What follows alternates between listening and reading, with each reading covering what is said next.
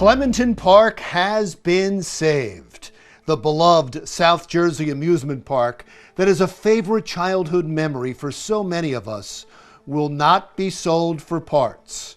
An online auction was held this week, and a mystery bidder paid $2.3 million bid for the entire park. The 22-acre property, the rides, the water slide, everything.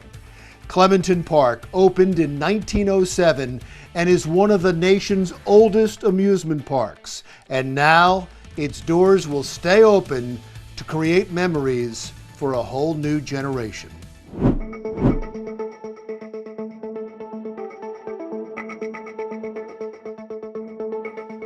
Welcome back. Over the last year, there has been a rise in hate crimes aimed at Asian Americans, which begs the question, what about New Jersey? Our Phil Andrews gets some answers.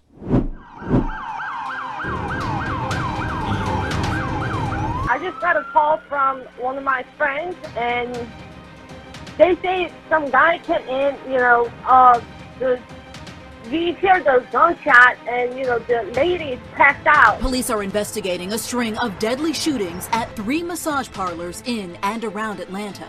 It appears that all victims are female. It appears that they may be Asian. He claims that these, and as the chief said, this is still early, but he does claim that it was not racially motivated.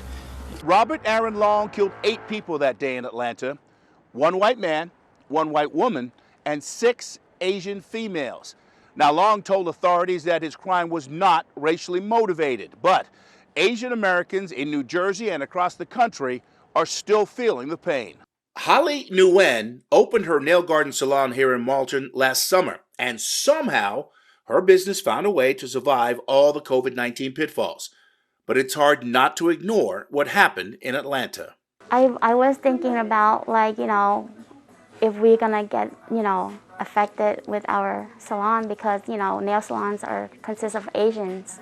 So, first thing that came to my mind was, are we gonna get, affected? And Hallie's concerns are valid.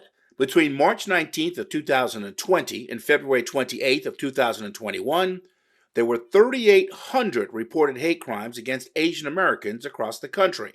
That's a 149% rise from the previous year. 59 of those cases occurring in the Garden State. And while reported cases have been minimal here in the state capital, Trenton Mayor Reed Gussiora says he places some of the blame of racially motivated crimes against Asian Americans on the shoulders of the former president. Absolutely, and it's more of an outpouring of the vitriol from the Trump administration by changing the name of the COVID virus. Kung flu. Some people call it the Chinese flu, the China flu, right? They call it the China as opposed to the China. Do you think using the term Chinese virus, that puts Asian Americans at risk, that people might target them? No, not at all. I think they probably would agree with it 100%. The reporter specifically asked, don't you think that Asian Americans, and he said, no, I think they understand what I'm talking about. Is he right? No, he's absolutely wrong. And he knows it. And I think that's what I find so frustrating, is that he knows the hate and the fire that he's fueling. Congressman Andy Kim and his wife have also been subject to the racist vitriol, but it was a recent incident with his oldest son that really upset the couple. A couple weeks ago, came back home after school and said, Dad, something happened today. And he told me that an older kid just kept coming up to him over and over again and just yelling, in a mocking tone, Chinese boy, Chinese boy, Chinese boy.